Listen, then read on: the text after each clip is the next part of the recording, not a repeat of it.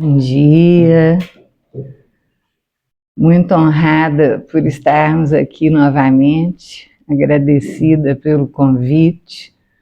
Vamos nos reportar a alguns momentos. Vamos voltar lá no Boa Nova de Humberto de Campos, psicografado pelo Chico Xavier. Há uma passagem ali chamada Bom Ânimo. Quem depois quiser ler a fundo, que nós vamos nos basear, não falar tudo integralmente, né? Mas consta ali que Bartolomeu, um dos discípulos de Jesus, era um dos mais firmes colaboradores da sua causa. Ele realmente amava aquilo que Jesus propagava, mas que ele era muito triste. E, certa ocasião, aproveitando que Simão Pedro estava ocupado com os afazeres da casa, Jesus chegou até Bartolomeu. Bartolomeu era da região de Caná, da Galileia, e morava em Dalmanuta, que era a terra do Tomé também. Ali era tudo pertinho, 3 quilômetros, 4 quilômetros, 2 quilômetros, uma cidadezinha da outra, todas à beira do lago de Genezaré, ou mar de Tiberíades, ou mar da Galileia.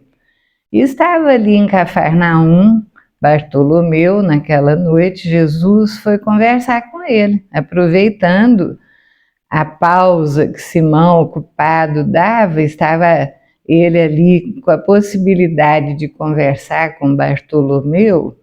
Ele foi conversar. Por que o Bartolomeu estava com a sua mente atribulada, o coração entristecido? Jesus sabia tudo, né? Mas tinha que dar a oportunidade ao outro de se manifestar.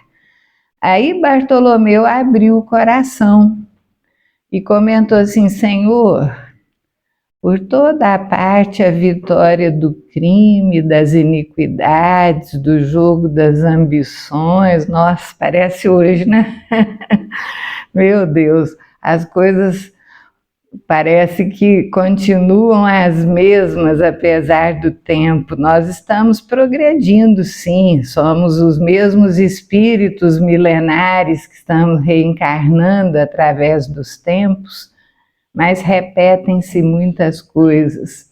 E o Bartolomeu, entristecido, fala sobre tudo isso, sobre os seus sentimentos, porque ele não era compreendido pelos seus familiares. A mãe querida, sua genitora amorosa, tinha desencarnado e ele sentia muitas saudades dela, e seus pais, seus irmãos não compreendiam suas escolhas para seguir Jesus, zombavam, brigavam com ele.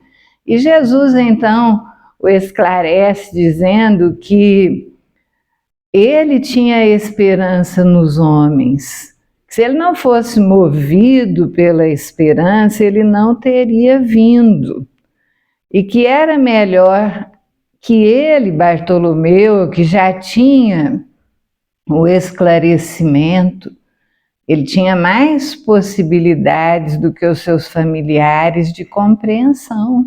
Então era melhor que ele compreendesse e que ele se envolvesse na esperança de que é possível, sim, nos enchermos de fé para situações melhores, que a boa nova que ele veio trazer deveria mover as criaturas para a fé, a esperança e a alegria, vencer a tristeza.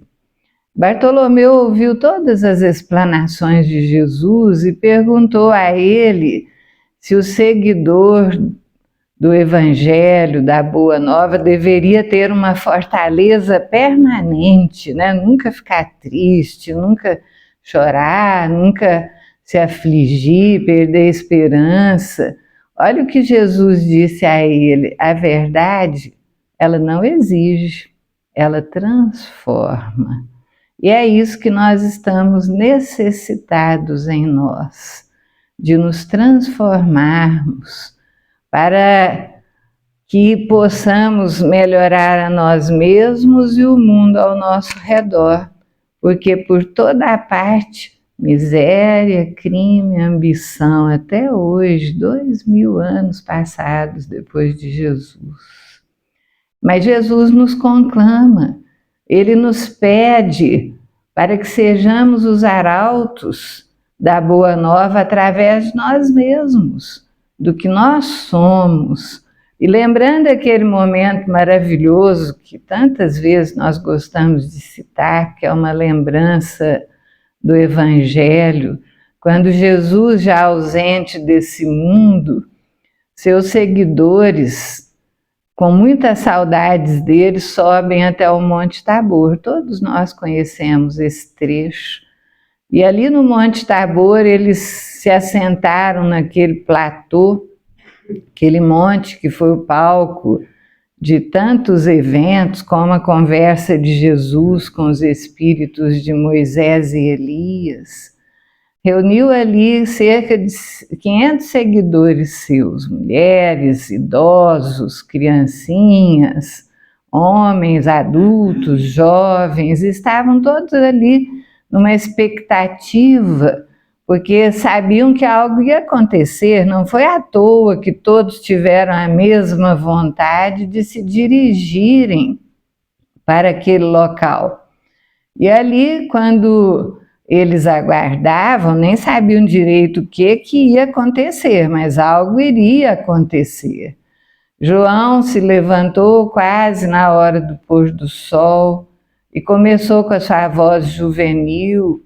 Ele tinha cerca dos seus 18 anos nessa época, a relembrar o que Jesus havia feito, seus ensinos, momentos que eles passaram com ele. E aí chegou o pôr do sol, a sua voz ficou embargada pela emoção das lembranças. E todos estavam ali sentados no platô esperando, quando um sol se fez visível ao lado do sol.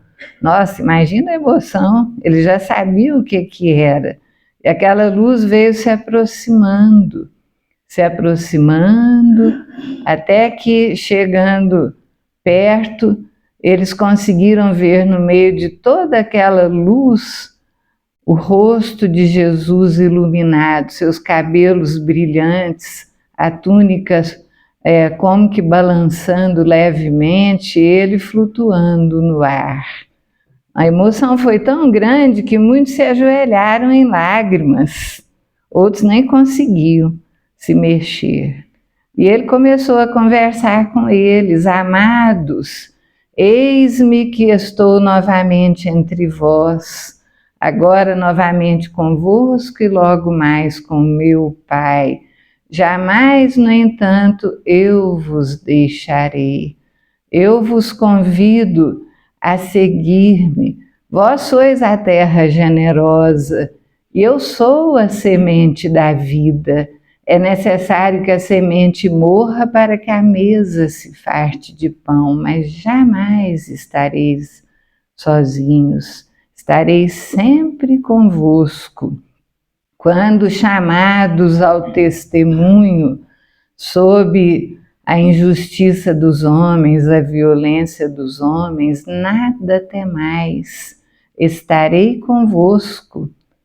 Não vos preocupeis com o que havereis de falar, porque será o Espírito de meu Pai através de mim que estará a vos inspirar. Nada temais, eis que vos envio como ovelhas ao meio de lobos vorazes. Mas lembrai-vos de mim, eu venci o mundo das paixões. E aí eles, emocionados, vão vendo Jesus quase que se afastando, e ele pede que eles desçam ao mundo e continuem conclamando a beleza da sua boa nova, que reencarnem através dos séculos, transmitindo o seu evangelho de amor até que o reino de amor se implantasse na Terra. E ele vai sumindo, sumindo, sumindo, ele vai subindo em direção às estrelas que já começavam no horizonte. E aquele povo que ali estava emocionado, eles descem abraçados, cantando, felizes.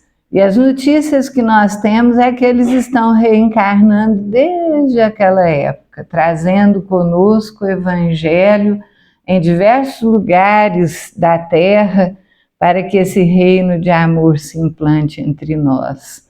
Ainda estamos distantes, é verdade, mas Jesus segue conosco e nos chama, lembrando aquele livro maravilhoso, o Ave Cristo. Nossa, toda aquela lavra do Emmanuel através da psicografia do Chico Xavier é maravilhosa. Nós precisamos ler, reler, porque é a vivência dos cristãos dos primeiros tempos, e quando nós lemos esses livros, nós temos vontade de ser cristão igual eles eram, né?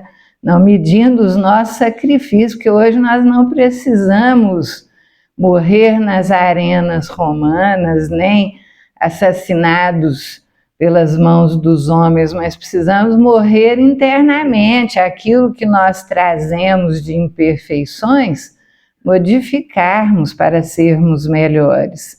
Mas recordando o livro Ave Cristo, que muitos já leram e alguns talvez não, só fazendo assim um resumo máximo, o espírito de Quinto, que era um espírito elevadíssimo, encontrava-se no mundo espiritual com um seu amigo que era hierarquicamente mais elevado do que ele, chamado Cláudio. E Cláudio, conversando com ele no mundo espiritual, pede a Quinto que ele escolha em que esfera espiritual mais elevada ele gostaria de viver, porque como ele já havia dado a sua vida inumeráveis vezes por amor a Jesus como cristão, ele não precisava mais reencarnar na Terra. Essa história é mais ou menos entre 100 a 150 anos depois de Cristo, no máximo uns 200 anos depois. E aí, o Quinto, conversando com o Cláudio, ele fala: mas Cláudio, você conhece os meus sentimentos, você conhece o meu amor por Tassiano, que era um filho que ele havia tido em algumas existências, ele amava aquele filho. Ele falou: ele continua preso às ideias romanas, aos deuses de pedra, e tem verdadeira intolerância aos ensinamentos do Cristo. Como que eu posso subir para as alturas elevadas e deixar o meu filho desse jeito? E comenta que ainda há pouco tempo tinha visitado o espírito do Tassiano nas regiões dolorosas do umbral e que o encontrou prisioneiro das mesmas ideias, colocando Roma e os deuses romanos acima do Cristo. Então ele pede a Cláudio a oportunidade de tentar trazer Tassiano para o Cristo. E Cláudio lhe deu essa oportunidade. Ele falou: você tem então 100 anos na Terra para tentar isso. Se em 100 anos você não conseguir modificar o Tassiano, aí você precisa aspirar à sua própria elevação, sob a dificuldade de que, se você não o fizer, você prejudica a sua evolução. E assim foi. A história começa em Roma, com Quinto Varro, que era o próprio Quinto, reencarnado entre seus 25, 30 anos de idade, casado com uma romana chamada Cíntia e com um filhinho de menos de 1 ano de idade chamado Tassiano. E ele amava aquele filho, ele tinha adoração por aquele filho. E certa ocasião, chegando em casa mais cedo do que ele tinha planejado, que era o costumeiro, para surpresa triste dele, ele encontrou a esposa que ele amava, junto com o seu patrão no leito conjugal. O primeiro impulso dele, seria um impulso de quase todos, foi de invadir ali aquele quarto e pedir assim, esclarecimentos e arcar com seu direito de esposo traído e revolta, mas aí ele parou um pouquinho. Antes de se deixar levar pelo impulso, ele pensou que se ele era cristão, ele devia raciocinar como cristão e não agir daquele modo agressivo que ele estava pensando. E aí ele acalma os seus pensamentos. Ele começa a pensar, nossa, que espécie de esposo eu fui tão ruim assim, que ela precisou de um outro, ela cedeu a um amante, eu não fui capaz de ser aquilo que ela precisava de alguém que a amava.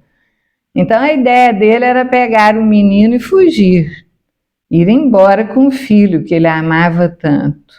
Mas aí ele pensou, ele precisa dela, que ele ainda é bebê, precisa dela para os cuidados.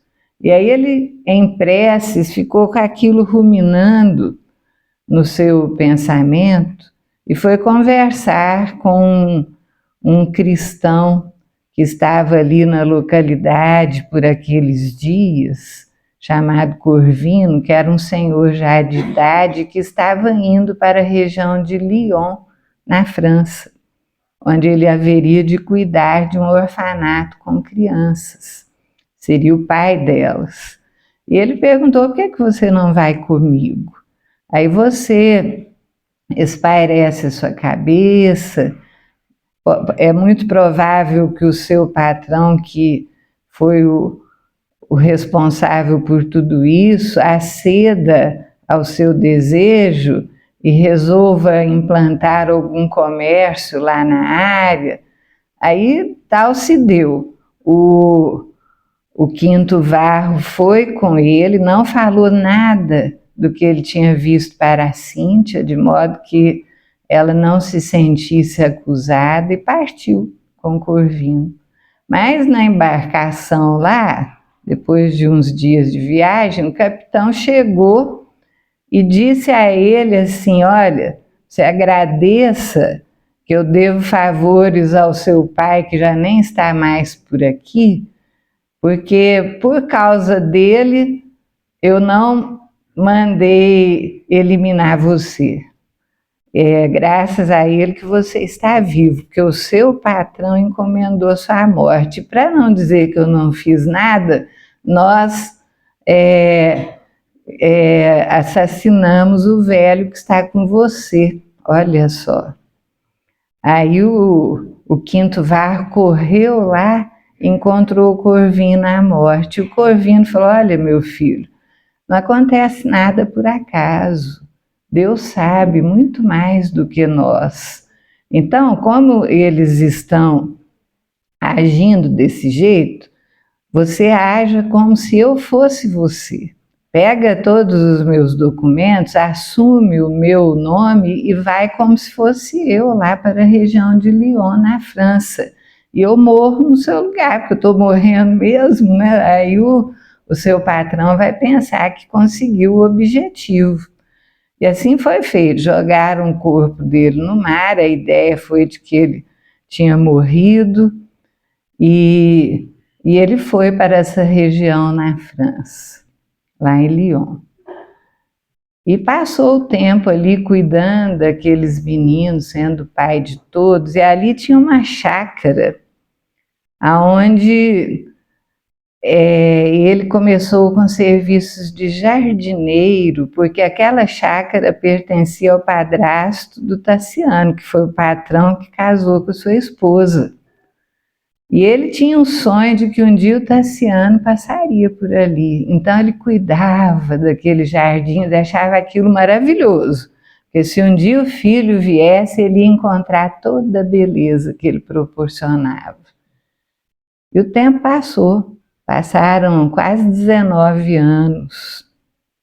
E o Tassiano realmente foi lá, movido por necessidade de negócios do padrasto, e ficou lá naquela chácara e ficou encantado com a beleza daquele jardim. Só diminuindo um pouco, resumindo bem, quem quiser depois ler o livro, porque o livro é maravilhoso. Nossa! O Tassiano se deixou envolver pela violência, porque ele não aceitava o Cristo. E ele cresceu achando que foram os cristãos que mandaram matar o pai dele. E o tempo passado ele carregava aquele ódio que tinha assim fortalecido ao longo dos anos. E ele não quis ouvir o Quinto Varro, ele não sabia que o Quinto Varro estava vivo. Ele ficou tão maravilhado com o jardim que quis conhecer o jardineiro. E o pai sabia quem ele era, sentia toda aquela emoção, a vontade de se revelar, mas ele se continha. E eles ficaram amigos, porque o Quinto Varro, jardineiro, tinha toda aquela cultura romana, tinha sido patrício romano. Então, Tassiano e ele conversavam pelos jardins e o Tassiano admirava a cultura daquele homem tão simples, um jardineiro, e ficaram amigos.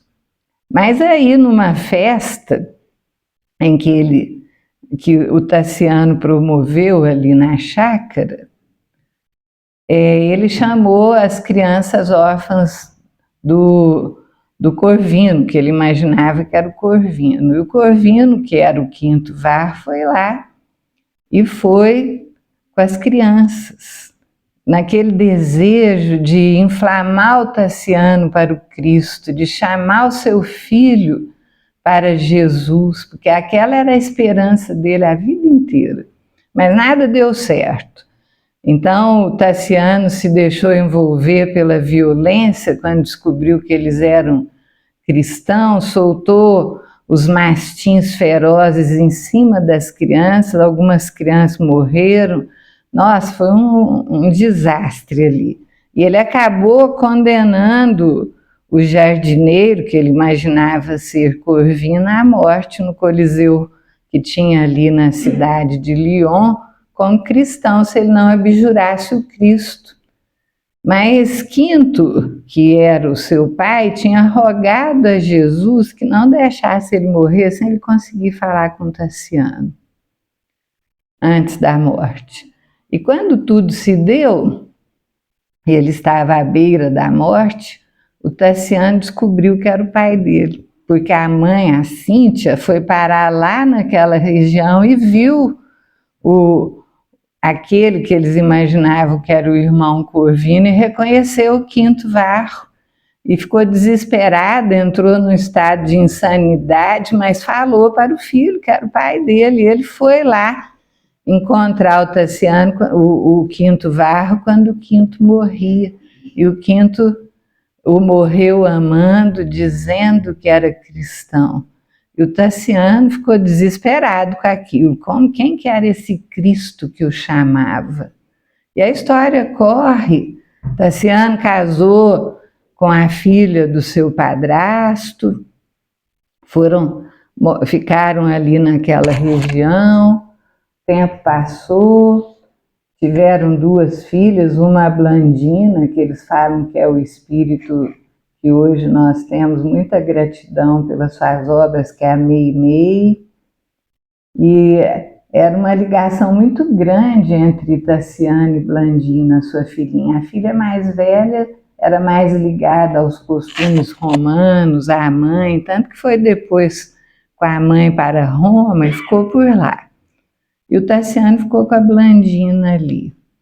E encontraram uma jovem chamada Lívia, que tinha sido criada por um ex-escravo chamado Basílio, que é uma encarnação do Emmanuel nessa história.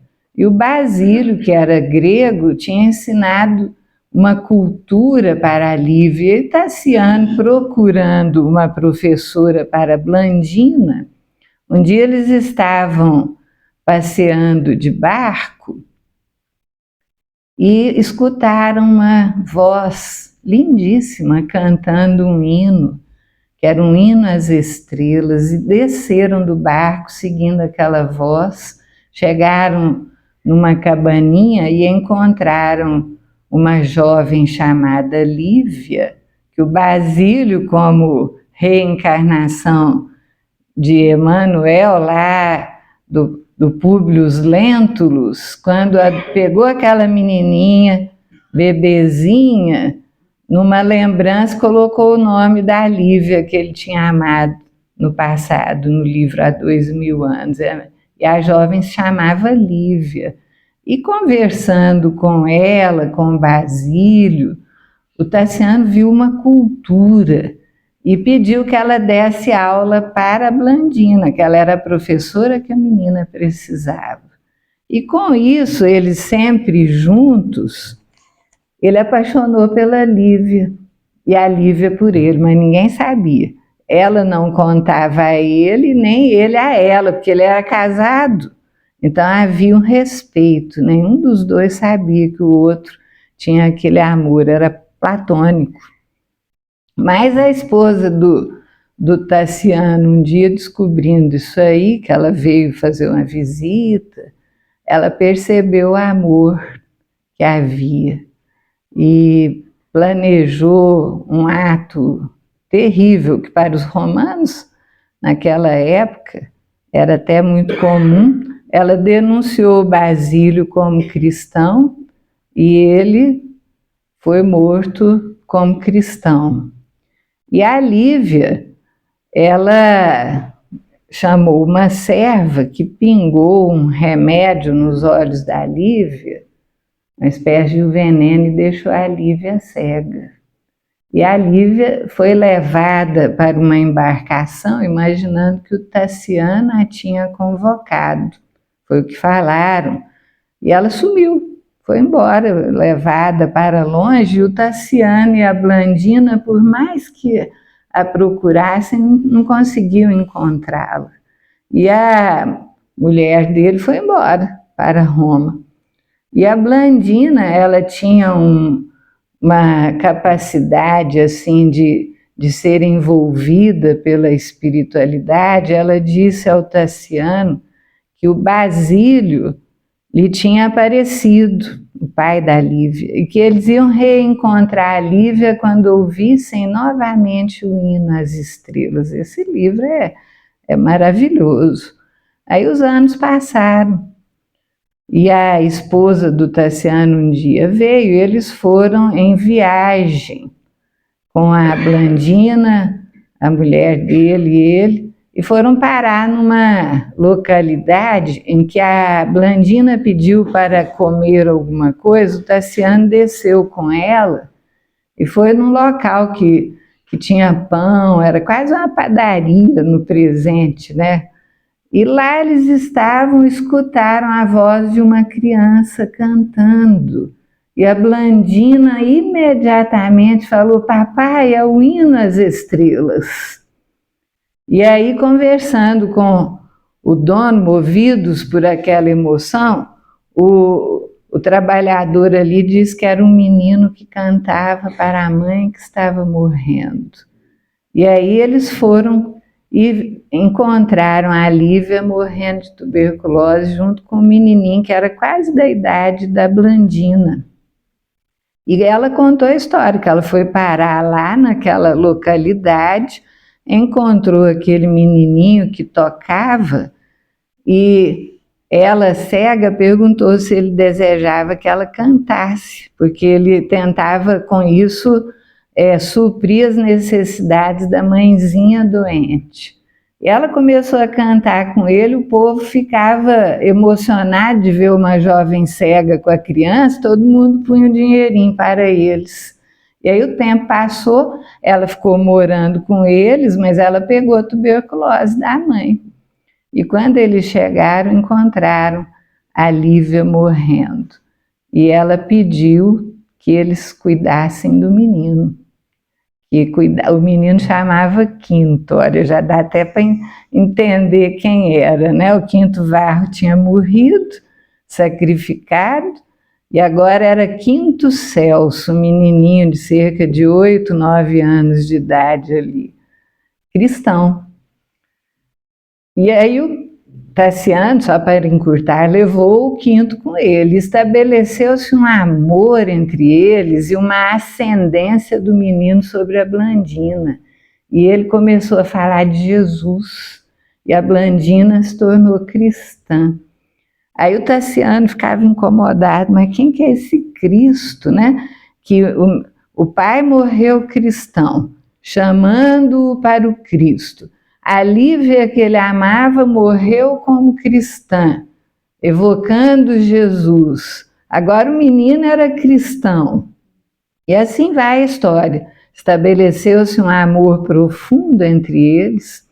E aí, finalmente, nós chegamos onde a gente queria chegar, porque se for contar o livro inteiro, é o último capítulo do livro, que é maravilhoso e emocionante. Quando o Tassiano, que tinha ficado cego, já sem a Blandina, que tinha morrido cristã, o menino, o Quinto, já estava lá com seus 18 anos, tinha um amor por ele e cuidava dele assim, com tanto carinho. Ele tinha ficado cego.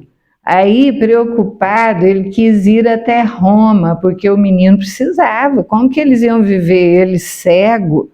Então foram procurar a filha mais velha dele, achando que ela ia socorrê-los. Mas qual não foi a surpresa triste quando ele se apresentou a ela, cego, implorando auxílio, e ela os escorraçou, dizendo que o pai dela tinha morrido. Ela sabia, ela conheceu o pai, mas ela não quis atendê-lo, expulsou de casa. E ele foi chorando e sendo seguido por um trabalhador da casa da filha. E ele chorando, pensando na vida dele inteira. Ele sempre negou seguir Jesus. Mas que deuses eram aqueles deuses de Roma, deuses de pedra? Ele nunca conseguiu nada além de observar interesses materiais, ambição. A única ajuda que ele teve na vida, junto com seu filho nas horas de necessidade, quando ele ficou cego, foram dos cristãos, que com seu comportamento de amor e de bondade o socorreram.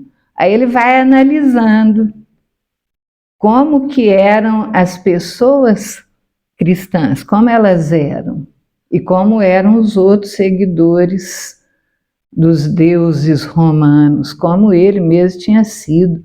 Aí o primeiro impulso dele, quando ele foi expulso, foi de trucidar a filha, porque onde já se viu ele ter gerado um monstro daquele, se ele enxergasse, ele ia ter trucidado. Mas aí ele ficou pensando no que ele mesmo fez quando ele era jovem. Ele tinha lá seus 19 anos, soltando os cachorros em cima das crianças do pai, sendo responsável pela morte do pai. Morreram tantos, provocou tanto sofrimento como um romano patrício com seus escravos. Ele ficou analisando tudo. Então ele via que ele estava sofrendo de volta o que ele tinha feito sofrer. Ele tinha mandado matar escravos cristãos, e agora ele estava ali. E quando ele estava meditando sobre tudo isso, eles foram presos e levados como cristãos para o calabouço. E o Quinto Varro consolando, guiando, tranquilizando, acariciando, ele tirou todo aquele ódio do seu coração e compreendeu que ele também tinha feito tanta coisa errada. E aí os cristãos é que estavam no caminho certo, pelo exemplo que demonstravam. E o quinto Celso, jovenzinho, ele tomou uma água insalubre, porque corria a notícia de que uma peste tinha chegado em Roma. E no dia seguinte o menino ardia em febre, o jovenzinho. E o quinto, o Celso, né, estava lá delirando, e o Tassiano desesperado, tentando auxiliá-lo. Em que injunções do destino era aquela que ele amava tanto uma pessoa que nem tinha laços de sangue com ele amava aquele jovem e tentava ajudar e não conseguia. E eles foram levados para o Coliseu Romano, para o sacrifício. E ele, meu Deus, mas como que eu vou ser sacrificado como cristão se eu nem sou cristão? Aquilo passava na cabeça dele.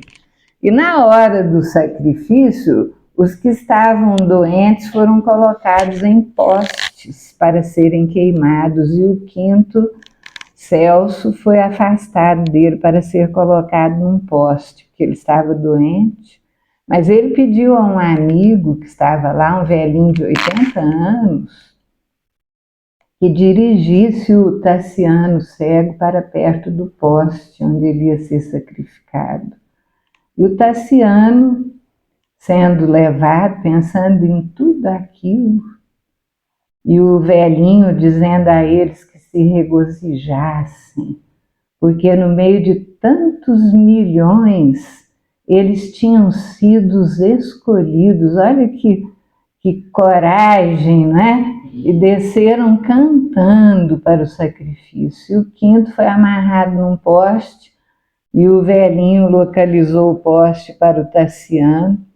E o Tassiano veio e, tateando, porque não era o filho mais que podia acariciá-lo, ele abraçou-se ao filho que estava imobilizado num poste e disse ao filho, isso é emocionante, né? Ele falou assim, meu filho, eu também fui tocado pelo Cristo, eu também sou cristão. E abraçando o filho, as feras vieram e o atacaram.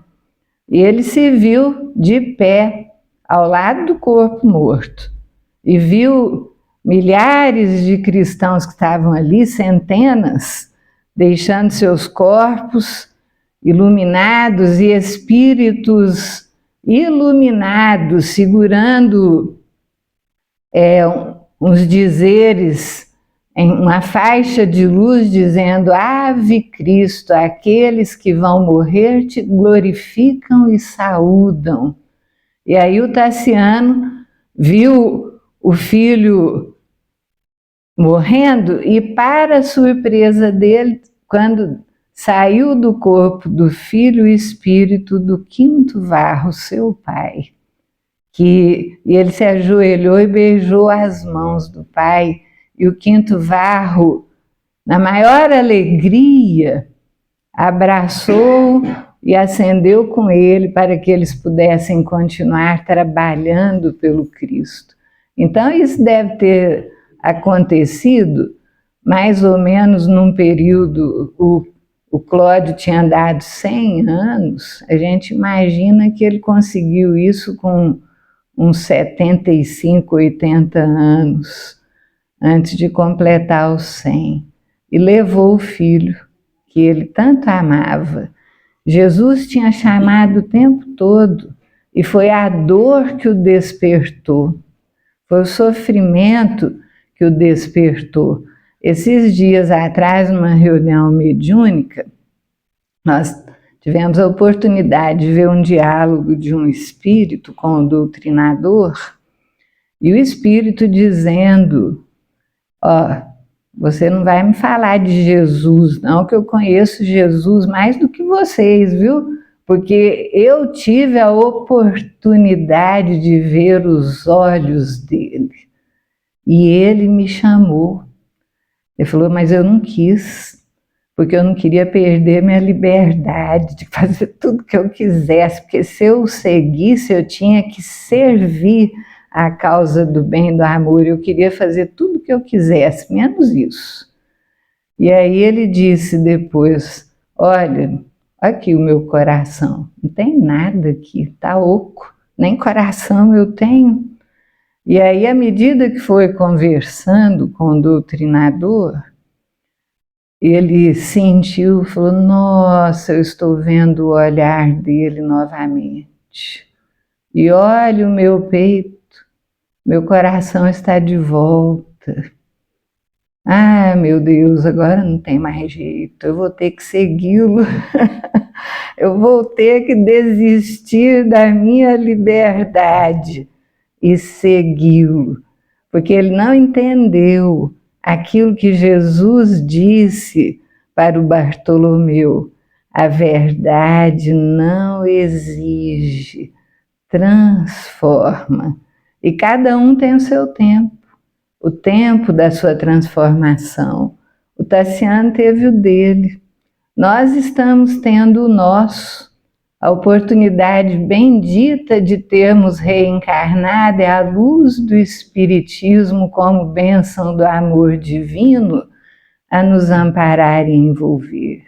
Aí cabe a nós o que faremos com ela, porque diferente do que o Espírito comentou, que perdeu a liberdade, nós a temos. Nós a temos, mas o nosso livre-arbítrio, ele vai em direção ao amor, sempre o amor. E é isso que nós precisamos. Nessa hora difícil, que o Bartolomeu triste, ele comentou, Senhor, por toda a parte a vitória do crime, dos jogos das ambições, o que nós estamos vendo? E mais do que nunca precisamos manter os nossos esforços como seguidores do Cristo, porque Ele nos chamou no Tabor, quando surgiu para os 500. Ele convidou a todos nós a continuarmos a sua obra de amor. Mas o que é que moveu Tassiano? Foi o exemplo, foi o que ele viu os cristãos fazendo. Foi aquilo que ele sempre abjurou, que ele não aceitava o Cristo. Quando ele foi analisar tudo, ele viu que eles é que estavam certos o tempo todo, pela sua conduta, pelo seu exemplo. Então, é isso que nos é pedido, que nós tenhamos a conduta que se espera do cristão, o exemplo que se espera deles, que amemos e nos transformemos cada vez mais para melhor, para que esse mundo que vemos hoje, tão difícil, possa acalmar. E pelas situações que estamos observando, se não conseguirem resolver problemas que estamos observando dentro da esfera política, as coisas vão se agravar mais ainda para o nosso pobre povo, e que é preciso que nós exercitemos o amor, mantenhamos a confiança, mantenhamos a esperança, não nos deixemos abater em nenhum momento de dificuldade, que a nossa casa tem que estar assentada na rocha, firme, que não se abate, e a nossa conduta, um exemplo, um espelho nosso de amor para o mundo. É isso que precisamos, gente. E temos a certeza de que cada um que se deixou tocar pelo Espiritismo, no seu coração tem Jesus. E segue, e vai seguir sempre. Muita paz a todos. Muito obrigada.